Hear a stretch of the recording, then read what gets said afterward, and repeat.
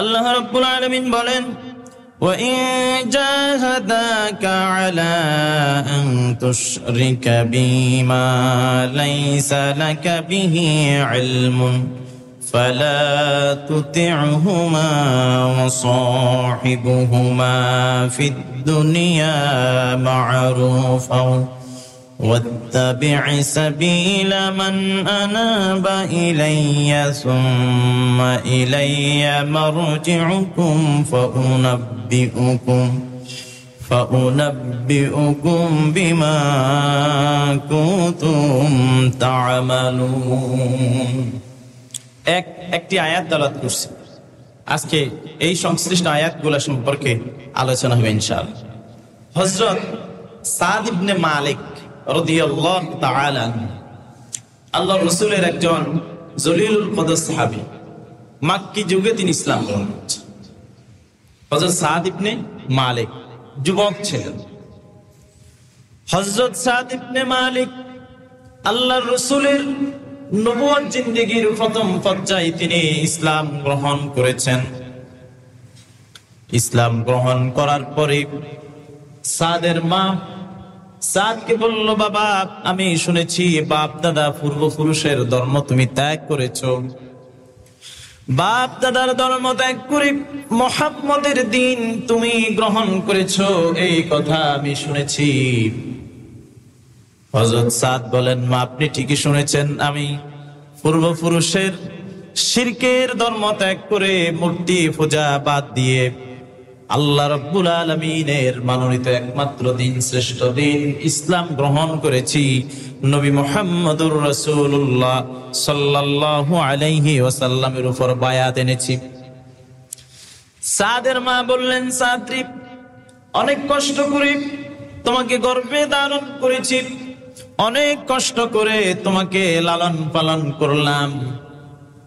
আমি এবং তোমার বাবা এবং তোমার পূর্বপুরুষ যারা, আমাদের ধর্ম যদি ত্যাগ করে তুমি মুহাম্মদের দ্বীন গ্রহণ করে থাকো, তাহলে শুনে রাখো, যতক্ষণ পর্যন্ত তুমি মুহাম্মদের দ্বীন অর্থাৎ ইসলাম যতক্ষণ পর্যন্ত ছেড়ে দেবে না, ততক্ষণ পর্যন্ত সাদ আমি খাওয়ার দাওয়ার সব কিছু ত্যাগ করলাম। তিনি অনুসরণ করলেন। সাদের মা সাদকে ডেকে বললেন, সাদ শোনো, আমি মাথায় তেল ব্যবহার করব না, শরীরে পানি ব্যবহার করব না, গোসল করব না, পানি পান করব না, খাবার খাবো না। আর আমি তোমার মা যদি খাওয়ার না খেয়ে তোমার কারণে যদি মারা যায়, তাহলে এই সমাজের মানুষের কাছে তুমি ধিক্কৃত হবে, নিন্দিত হবে। এভাবে সাদের উপর অবরোধ আরোপ করলেন তার মা। তিনি খাওয়ার দাওয়ার ছেড়ে দিয়েছেন। একদিন অতিবাহিত হলো, 2 দিন অতিবাহিত হলো, তিনি কিছু খান না। হযরত সাদ ইবনে মালিক রাদিয়াল্লাহু তাআলা আনহু মায়ের জন্য তিনি খুব পেরেশান হয়ে গেলেন। সর্বনাশ, এভাবে না খেয়ে যদি আমার মা মারা যান, তাহলে মানুষ আমাকে নিন্দিত করবে। মানুষ নিন্দিত করুক আর নাই করুক, মা যদি মারা যান তো মা হারা হয়ে যাব। এখন কি করব? আল্লাহর এই দিন ছেড়ে দেব নাকি মাকে খাওয়াবো, কোনটা করব? তিনি দ্বিধাদ্বন্দ্বের মধ্যে পড়ে গেলেন। হযরত সাদ রাদিয়াল্লাহু তাআলা আনহু রাসূলের কাছে চলে গেলেন। আল্লাহর নবীর কাছে গিয়ে হযরত সাদ বললেন, ইয়া রাসূলুল্লাহ, ইসলাম গ্রহণ করেছি, এই খবর আমার মায়ের কানে যাওয়ার পর আমার মা খাওয়ার দাওয়ার ছেড়ে দিয়েছে এবং আমাকে শর্ত দিয়েছে, যতক্ষণ পর্যন্ত আমি ইসলাম ধর্ম ছেড়ে না দেই ততক্ষণ পর্যন্ত তিনি খাবেন না, প্রয়োজনে না খেয়ে মারা যাবেন। যদি আমি ইসলাম ধর্ম ত্যাগ না করি তিনি কখনোই খাবেন না। এই অবস্থায় আমি ধর্ম ছেড়ে দেব, দিন ছেড়ে দেব নাকি মাকে খাওয়াবো, কি কাজ করব? আল্লাহর নবী তিনি কোনো জবাব দিলেন না, চুপ করে বসে থাকলেন। আল্লাহ রাব্বুল আলামিন হযরত জিবরাইলকে পাঠিয়ে দিলেন আয়াত নিয়ে। আল্লাহ রাব্বুল আলামিন বলেন, وَإِن جَاهَدَاكَ عَلَىٰ أَن تُشْرِكَ بِي مَا لَيْسَ لَكَ بِهِ عِلْمٌ فَلَا تُطِعْهُمَا وَصَاحِبْهُمَا فِي الدنيا معروفا واتبع سبيل من أناب إلي ثم إلي مرجعكم فأنبئكم بما كنتم تعملون আল্লাহ রাব্বুল আলামিন বলেন وإن جاهداك على أن تشرك بي ما ليس لك به علم আমার বান্দা শোনো তুমি মা বাবার সাথে সৎ ব্যবহার করবে মা বাবার আনুগত্য করবে মা বাবাকে কখনো কষ্ট দিবে না তাদের কোনো কথা অমান্য করা যাবে না সব কথা মাথা পেতে নিতে হবে কিন্তু তোমার মা বাবা যদি আমি আল্লাহর সাথে কোনো বস্তুকে বা কাউকে শরীক করার জন্য বলে হককে ছেড়ে দিয়ে বাতিলকে গ্রহণ করার জন্য বলে ইসলামকে ছেড়ে দিয়ে অন্য ধর্ম গ্রহণ করার জন্য বলে আমি আল্লাহর সাথে যদি কোনো বস্তুকে শরীক করার জন্য বলে সেই কথা মা বাবার মানা যাবে না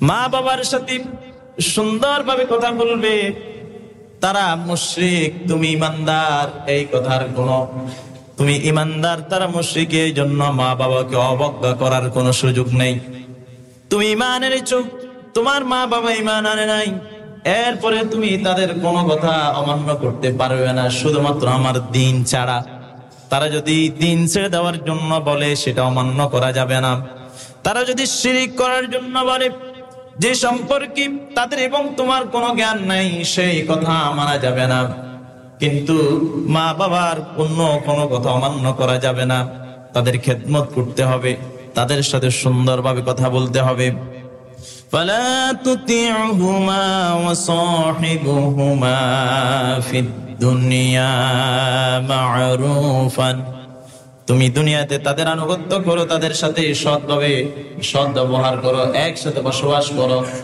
এবং যারা ওয়াত্তাবি'i সাবিলা মান আনাবা ইলাইয়া যে সমস্ত মানুষেরা আমার দ্বীনের উপর কালিমার উপর অবিচল আছে অটল আছে যেই সমস্ত মুমিন দায়রা তোমাকে আল্লাহর দ্বীনের দিকে আহ্বান করে পরকালের দিকে আহ্বান করে কোরআনের দিকে আহ্বান করে ইসলামের দিকে আহ্বান করে ইসলামী হুকুমতের দিকে আহ্বান করে সেই সমস্ত মানুষের অনুসরণ করো সেই সমস্ত মানুষের সাথে থাকো তাদের কথা শুনবা তারা যদি কোরআন থেকে আল্লাহর নবীর হাদিস থেকে কথা বলে তাদের সেই কথা অমান্য করা যাবে না সেটা মানতে হবে সুম্মা ইলাইয়া মারজিউকুম ফাউনাব্বিউকুম বিমা কুনতুম তা'মালুন কারণ এমন একটা দিন আসবে তোমাদের সকলের জীবনেই এমন একটা সময় আসবে যেই সময় তোমরা চাও আর না চাও তোমাদের ইচ্ছাই হোক আর অনিচ্ছাই হোক তোমাদেরকে আমার কাছে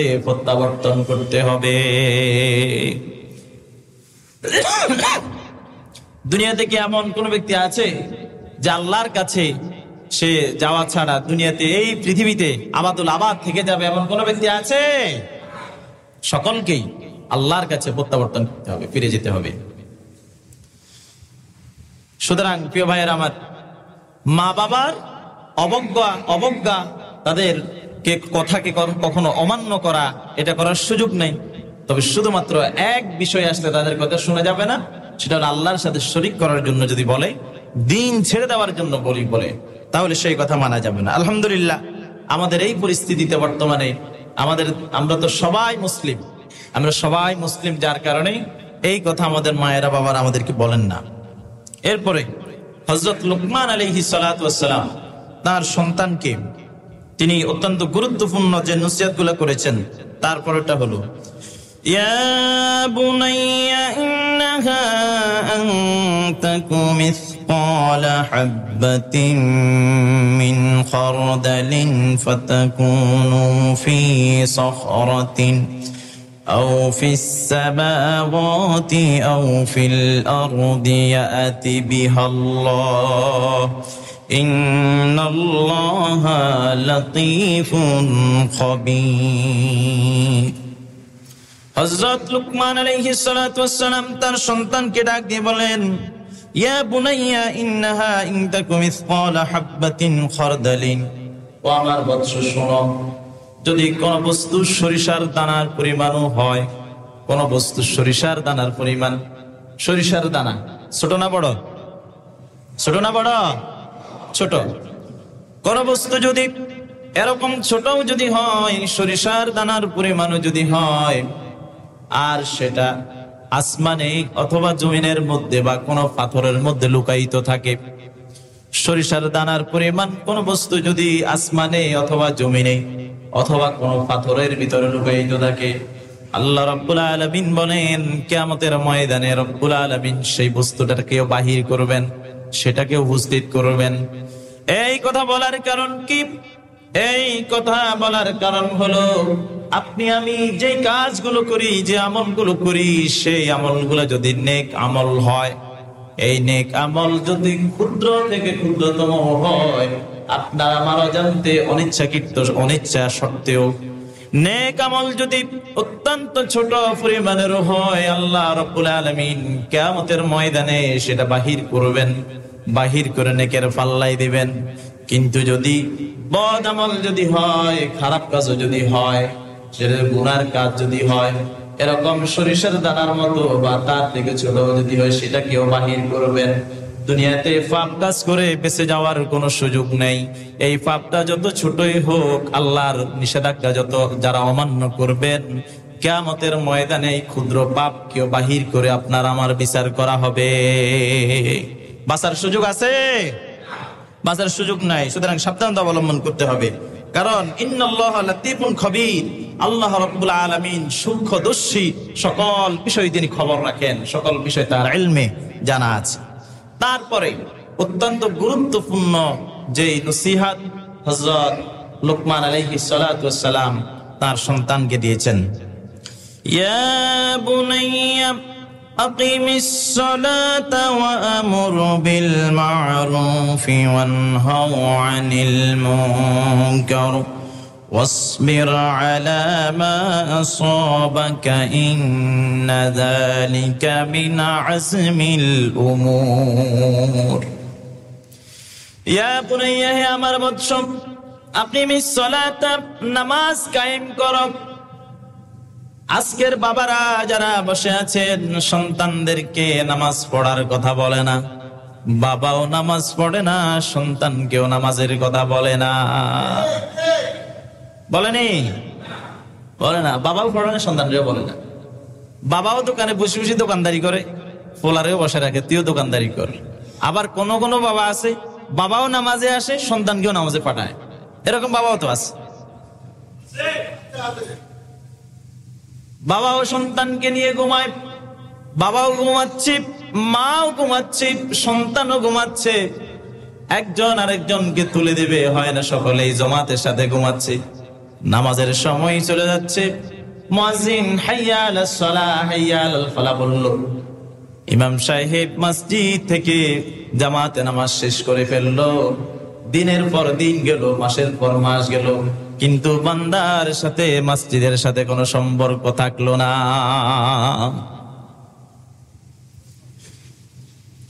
আল্লাহর নবী মৃত্যুর সময় যখন উপস্থিত হলো, তিনি তার সাহাবীদেরকে ডাক দিয়ে বললেন, ও আমার সাহাবীরা নামাজ, ও আমার উম্মতেরা নামাজ, ও আমার উম্মতেরা নামাজ। তিনবার নবীজি নামাজের কথা বলেছেন, নামাজের গুরুত্ব দিয়েছেন। জিহাদের ময়দানে শত্রুর মুখোমুখি হওয়ার পরেও আল্লাহর নবী নামাজকে গুরুত্ব দিয়েছেন। সেই সময় নামাজ পড়ার আদেশ দিয়েছেন, নামাজ পড়তে হবে। কোন ব্যক্তি যদি সমুদ্রের মধ্যে পড়ে গেল, সমুদ্রের মধ্যে পড়ে যাওয়ার পর জীবন মৃত্যুর সন্ধিক্ষণে তিনি পৌঁছে গেলেন, তিনি জানেন নিশ্চয় এই মুহূর্তে তার মৃত্যু হবে। এই সমুদ্রের ভয়াল ঢেউ থেকে বাঁচার তার কোনো পথ নেই, তার কোনো উপায় নাই। সেই অবস্থায় যদি সেই বান্দা যদি বুঝতে পারে এখন নামাজের সময় হয়েছে, আল্লাহর নবী আদেশ করেছেন, ঠিক সেই সময় সেই ব্যক্তিকে নামাজের জন্য নিয়ত করতে হবে এবং ইশারা দিয়ে সেই নামাজটা আদায় করতে হবে। আল্লাহর নবী বলেছেন, আউয়ালু মা ইউহাসাবু বিহিল আবদু ইয়াওমাল কিয়ামাতিস সালাত, কিয়ামতের দিন আল্লাহ রাব্বুল আলামিন মানুষের যে হিসাব গ্রহণ করবেন, সেই হিসাব সময়ের মধ্যে সর্বপ্রথম যে হিসাবটা নেওয়া হবে, সেই হিসাবটা হলো সর্বপ্রথম আল্লাহ তাআলা নামাজের হিসাব নেবেন। নামাজের হিসাবে যে ব্যক্তি কৃতকার্য হবে, নামাজের হিসাবে যে ব্যক্তি পাশ করবেন, তার জন্য সকল হিসাব সহজ করে দেওয়া হবে। আর নামাজের হিসাব যে ব্যক্তি সঠিকভাবে দিতে পারবে না, তার বাঁচার কোনো উপায় থাকবে না। তো ভাইরা আমার, সন্তান আপনার বিদেশ থেকে আসছে, চাকরি করে আসছে, আপনি চুপে চুপে উঠে সুন্দর করে, যাতে করে সন্তানের ঘুম না ভাঙে, আপনি তাকে ঘুমে পাড়াই দিয়া আপনি নামাজে চলে আসেন, আপনার সন্তানটা ঘুমায়। আপনি বাবা হয়ে আপনার সন্তানকে জাহান্নামের আযাব থেকে বাঁচাইতে পারলেন, আপনি ব্যর্থ। আপনার সামনে আপনার ছেলে ইয়াবা খায়, আপনার সামনে আপনার ছেলে নেশা করে, সিগারেট খায়, এরপর মাস্তানি করে, মানুষের সাথে খারাপ ব্যবহার করে, আপনি বাবা হয়ে তাকাই থাকেন, হাসেন, তাকে আদেশ করেন, আপনি ব্যর্থ। আপনার সন্তানকে আপনি সুসন্তান বানাইতে পারলেন না, আপনার পিতৃত্ব ব্যর্থ। এই জন্য সন্তানকে মানুষ করতে হলে ছোটবেলা থেকেই তাকে দ্বীন শিক্ষা দিতে হবে। যখন অবুঝ, সেই সময় থেকে আপনিও নামাজে আসতে হবে, আপনার সন্তানকে হাতে করে নিয়ে আসতে হবে। আপনি যদি মসজিদে আসেন, আপনার সন্তান আপনার সাথে চলে আসবে। আমরা যখন বাড়িতে যাই, অনেক সময় বিভিন্ন কারণে যখন ঘরে নামাজ পড়ি, তখন আমাদের ঘরেও ছোট ছোট বাচ্চা আছে, আমাদের বাগিনা বাতিজা, এরা আমাদের সাথে দাঁড়ায় যায়, নামাজ অটোমেটিক দাঁড়ায় যায়, দাঁড়া দেয়, তারা আমাদের আগে সেজদা মারে। আমরা দিই সেজদা 2টা, এরাতে 4-5টা। কথা কি কিছু বুঝতে পারছেন? আপনি যদি নামাজ পড়েন, আপনার সন্তান অটোমেটিক নামাজ পড়বে। আপনি নিজেই নামাজ পড়েন না, আপনার পোলা কেমনে নামাজ পড়বে? আপনি নিজের সন্তানকে দিয়ে সিগারেটের জন্য পাঠান, বাবা 1 প্যাকেট সিগারেট নিয়ে আয়, আপনার পোলা তো কদিন পরে আরেকজনকে ফাটাবে গাঁজার জন্য। এরকম বাবা সমাজে আছে না নাই? ভাইরা আমার, এগুলা কি আপনাদেরকে হাসানোর জন্য বলতেছি? এটা কি হাসার কথা? আফসোস, আপনার সন্তান তো আপনার কারণে খারাপ হচ্ছে। আপনি আপনার সন্তানকে নিয়ে ঘরে বসে বসে আপনি হিন্দি সিরিয়াল দেখেন, মুভি দেখেন, নাটক দেখেন, অশ্লীল গান বাজনা এগুলো শোনেন, তো কদিন পরে আপনার ছেলে আপনাকে সাক্ষী রেখে আরেকজনের মেয়ে নিয়ে বেগে যায়। আপনি নিজেও ধ্বংস হন, আরেকজনের পরিবারের ধ্বংস হয়। এই যে ক্রাইম গুলা, এই যে অপরাধ গুলা, এগুলা কার কারণে ঘটে? মুরব্বীদের কারণে ঘটে, তাই না? মুরব্বীদের কারণে হয়। আপনার সন্তানকে আপনি নামাজের জন্য কয়দিন তাকিদ দিচ্ছেন, কয়দিন তাকে মারছেন? যখন সে অবুঝ ছিল। কারণ দেখেন, মসজিদ এমন একটা জায়গা, নামাজ এমন একটা ইবাদত, কোন বান্দা যদি ইতমিনানের সাথে অন্তর থেকে মহব্বত নিয়ে মসজিদে 40 দিন গমন করে, এই ব্যক্তি জীবনেও বেনামাজি হবে না। কথা কিছু বুঝতে পারছেন? আপনার এই শিশুটা যখন অবুঝ ছিল, যখন ছোট ছিল, আপনার বাচ্চাকে তখন আপনি নামাজি বানাইতে পারলেন না। আপনি মসজিদে আসেন নাই, আপনার ছেলেও আসে নাই, যার কারণে সে দিন দিন বড় হয়েছে, আস্তে আস্তে দিন থেকে সেই দূরে সরে গেছে। এই যে অপরাধটা, এটা আমার কারণে হয়েছে, মানে আপনার কারণে হয়েছে, যিনি বাবা তার কারণে হয়েছে। এই জন্য আমি নিজেও আসবো, আমার সন্তানকেও আসবো। রাজি আছেন সবাই? আপনি যদি নিজে না আসেন, মনে রাখবেন আপনার ছেলে আসবে না, হয়তো আবেগে কয়দিন আসবে, তারপর আবার চলে যাবে। প্রিয় ভাইয়েরা আমার, সন্তান যদি বেদিন হয়ে যায়, সন্তান যদি ইসলাম থেকে দূরে সরে যায়, এই সন্তান পরবর্তীতে আপনার মাথার বোঝা হয়ে যাবে। এই সন্তান কদিন পরে আপনাকে খাওয়া বাদ দিবে না, আপনাকে সম্মান করবে না, এরপরে আপনার জীবদ্দশায় সে আপনার মৃত্যু কামনা করবে। এই জন্য হযরত লুকমান আলাইহিস সালাতু ওয়াস সালাম তার সন্তানকে যখন এই আদেশটা দিলেন, আর এই আদেশ আল্লাহ রাব্বুল আলামিন এত বেশি পছন্দ করলেন, কোরআনুল কারীমে এই আদেশগুলো তুলে দিয়ে তামাম পৃথিবীর মানুষকে কিয়ামত পর্যন্ত স্মরণ করিয়ে দিলেন হযরত লুকমানের এই আদেশ, যাতে কিয়ামত পর্যন্ত মানব জাতি হযরত লুকমান আলাইহিস সালাতু ওয়াস সালামের এই আদেশগুলো তাদের সন্তানদেরকে দান করেন এবং নিজেরাও মেনে চলেন।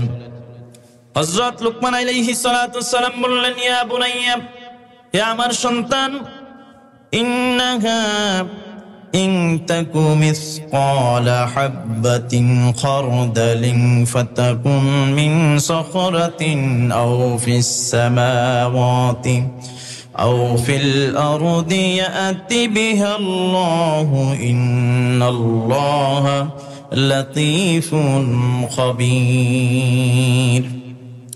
ইয়া বুনাইয়া, হে আমার সন্তান, আকিমিস সালাতা, নামাজ কায়েম করো, ওয়া আমুর বিল মারুফ, সৎ কাজের আদেশ দাও, মানুষদেরকে সৎ কাজের আদেশ দাও। যে ব্যক্তি সমাজে মানুষদেরকে সৎ কাজের আদেশ দিবে সে ব্যক্তি কখনো অসৎ কাজ করতে পারে না। আর সে ব্যক্তি যদি অসৎ কাজ করে মানুষই তাকে দুর্ভেবে যে মিয়া আপনি নিজেই ভালো কাজ করার জন্য বলেছেন, এখন আপনি খারাপ কাজ করেন। এই জন্য সন্তানদেরকে আদেশ দিতে হবে, সন্তান আমার, মানুষদেরকে সৎ কাজের আদেশ দিতে হবে। এরপরে ওয়ানহা আনিল মুনকার, আর মানুষদেরকে অসৎ কাজ থেকে নিষেধ করতে হবে। সমাজে সৎ কাজের আদেশদাতা এবং অসৎ কাজের নিষেধকারীর আজকে বড্ড অভাব। আমরা এই মিম্বর থেকে যখন সৎ কাজের আদেশের কথা বলতে যাই, অসৎ কাজের নিষেধের কথা যখন আমরা বলতে যাই, তখন এক শ্রেণীর মানুষ আমাদের এই আদেশ এবং নিষেধের ক্ষেত্রে অন্তরায় হয়, আমাদেরকে ভয় দেখায়, বাধার সৃষ্টি হয়। নিজে তো করেই না, নিজে তো দেয় না, নিজে তো মানুষকে সৎ কাজের আদেশ দেয় না, অসৎ কাজ থেকে নিষেধ করে, আমাদেরকে নিষেধ করে। হুজুর থাক, আর দরকার নাই, বলে কি বলে না, মানে সুযোগ নিচ্ছে আর কি। তারা সুযোগ নেই, যারা আমাদেরকে বলে তারা সুযোগ নেই। আমি যদি সৎ কাজের কথা বলি তারা খারাপ কাজ করতে পারবে না, এই জন্য এগুলো সুযোগ নেওয়ার জন্য বলে। প্রিয় ভাইয়েরা আমার, সৎ কাজের আদেশ আল্লাহ তাআলা এই মানুষদেরকে দেওয়ার জন্য বলছেন। একজন আরেকজনকে সৎ কাজের আদেশ দিবে। আল্লাহ কোরআনুল কারীমে এই আয়াত নাজিল করার কারণ কি? আপনার আমার জন্য নাজিল করেছেন, আল্লাহর জন্য তো নয়। কোরআন শরীফ কি আল্লাহর জন্য, ফেরেশতাদের জন্য, জিনের জন্য, কার জন্য? আমাদের জন্য। এখন আল্লাহ তাআলার আদেশ হলো সৎ কাজের আদেশ করো, মানুষদেরকে নামাজের জন্য ডাকো, মানুষকে ভালো কাজ করার জন্য ডাকো, অন্যের উপকার করার জন্য ডাকো, সন্ত্রাসী মাস্তানি থেকে বিরত থাকো, সুদ, ঘুষ, জুয়া, জানা, ব্যভিচার এই সমস্ত কাজ থেকে বিরত থাকো। একে অপরকে আদেশগুলা করো। আর তোমার সামনে যখন কেউ খারাপ কাজ করবে তাকে নিষেধ করো।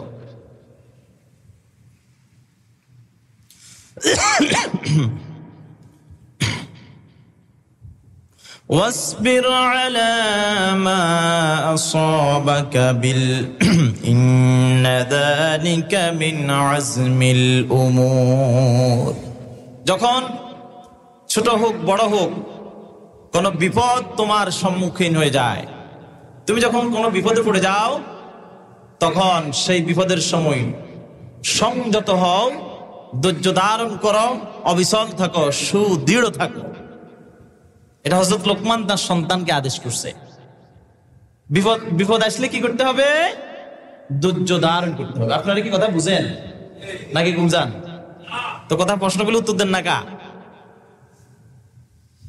যখন বিপদ আসবে, সন্তান যখন বিপদের সম্মুখীন হবে, তখন সেই সময় তুমি কি করবা? ধৈর্য ধারণ করবা। আমরা এখানে যতজন আছি সবাই তো সন্তান, তাই না? আমাদের সবারই তো বাবা আছে, মা আছে, তাই না? আবার অনেকে আছেন নিজেরাও এখন বাবা, একদিন তারা সন্তান ছিলেন, এখন তারা বাবা। আবার যারা এখন সন্তান তারা একদিন বাবা হবে।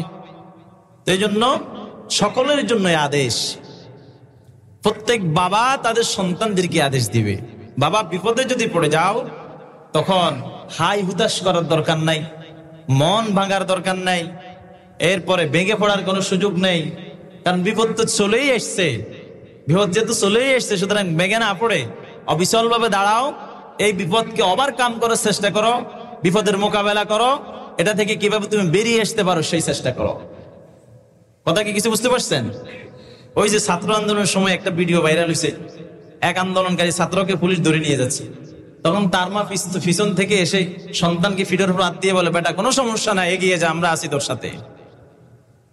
কথা কি কিছু বুঝতে পারছেন?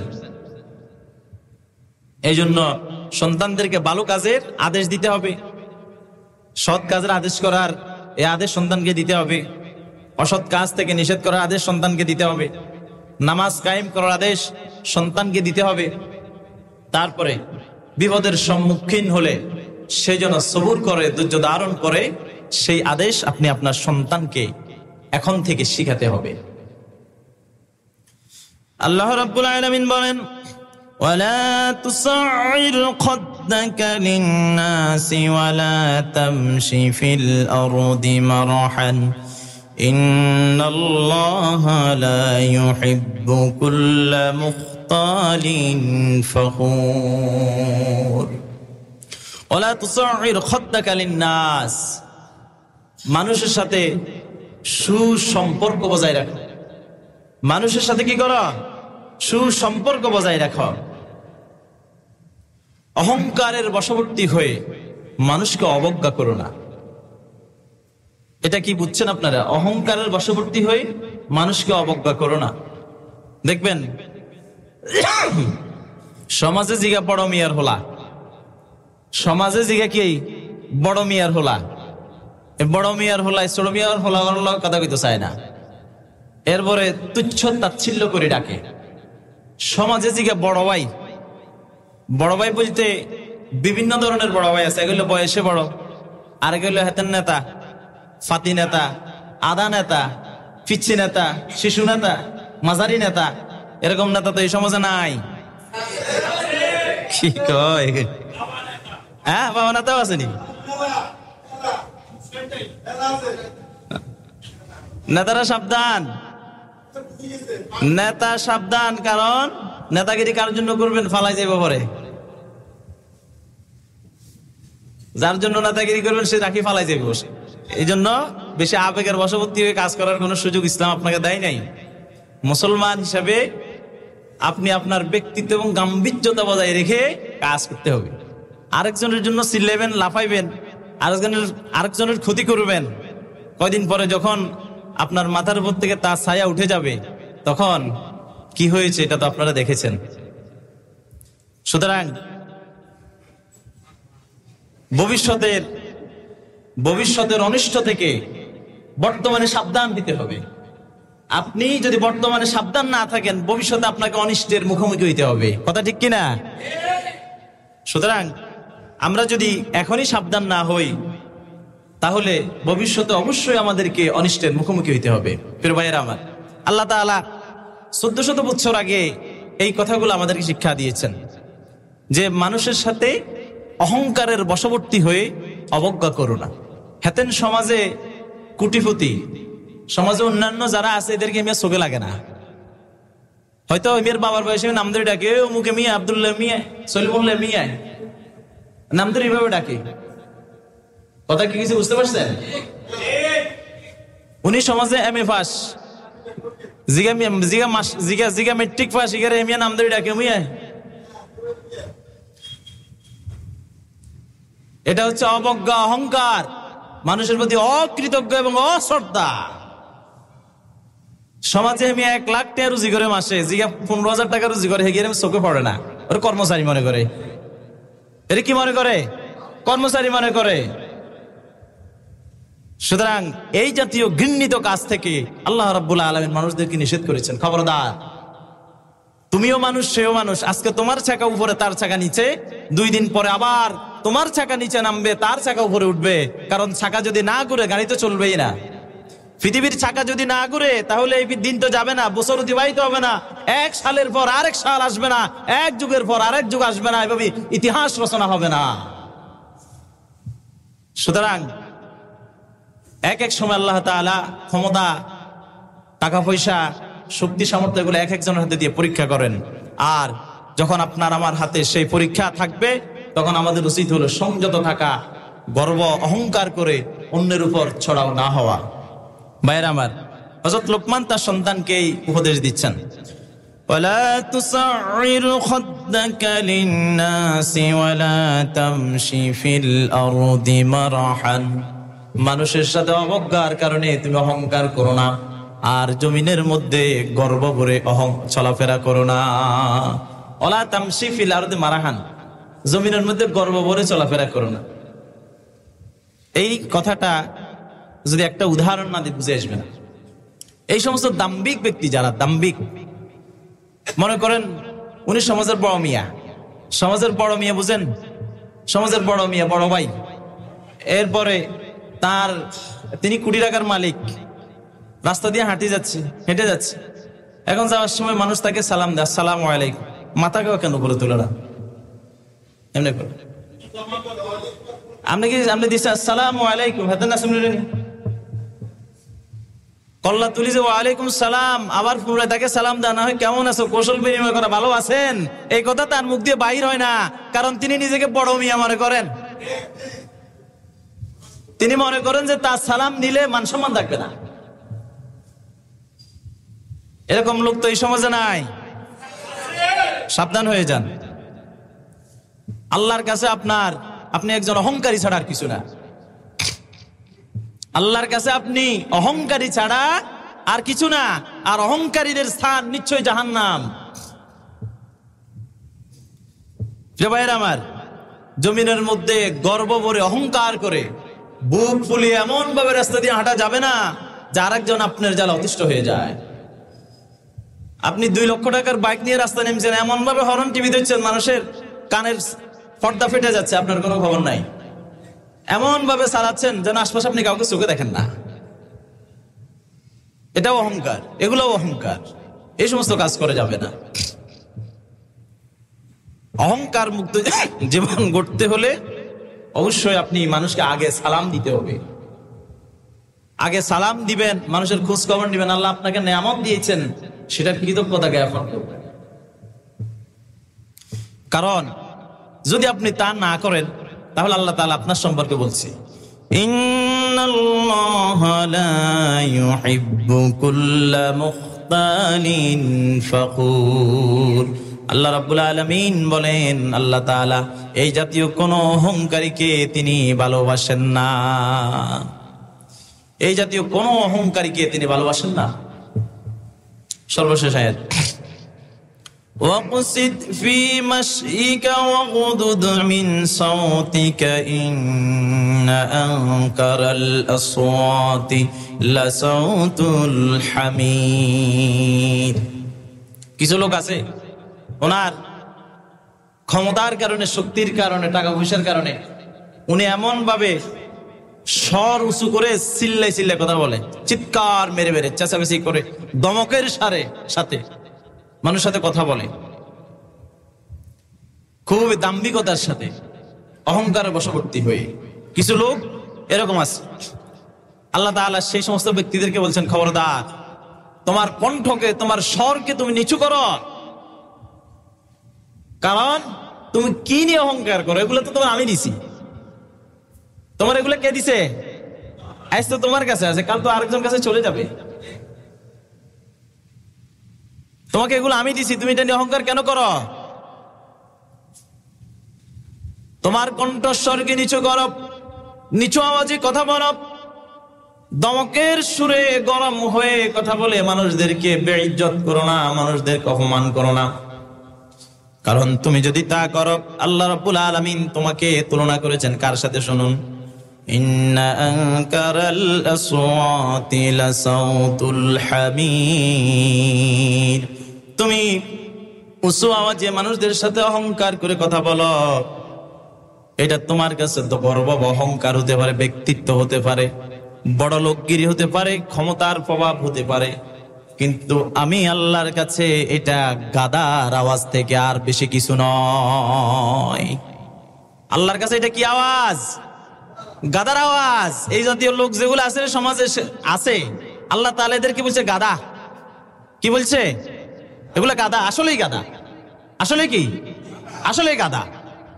কারণ গাদা না হইলে আরেকজনের দেয়া নেয়ামত দিয়ে মানুষের সাথে সে অহংকার করতে পারে না। আমি তো চিনি না আসলে এরকম কে আছে না আছে, ওয়াজ তো সবার জন্য করছি, আমার জন্য করছি। এখন যারা আছে তাদের গায়ে লেগলে তারা এই কথা বলার কোনো সুযোগ নাই। ওমা হুজুর ওনারে চিনছে, এলাই যে আরে দিয়ে দেখো, আমি আপনাকে চিনি না। আপনারা কারা আছেন যাদের সাথে এই কথাগুলো যাদের কলিজায় লেগেছে, আপনি সাবধান হয়ে যান, আমল করেন, পরিবর্তন হন। তাহলে আল্লাহ তাআলা আপনাকে যে ওয়াজ করছে, যে নসিহত দিছে, সেটা আপনার কাজে লাগবে, আমাদের সকলের কাজে লাগবে। আপনার থেকে সমাজ, আপনার অনিষ্টতা থেকে সমাজ বাঁচবে, আপনার অত্যাচার থেকে সমাজ বাঁচবে, আপনার দ্বারা সমাজ উপকৃত হবে। আল্লাহ তাআলা আমাদের সকলকে আমল করার তৌফিক দান করুক। সকল বলে আমিন। ওয়া মা আলাইনা ইল্লাল বালাগ। যারা ক্বাবলাল জমা পড়েন, সিরাত ক্বাবলাল জমা পড়েন।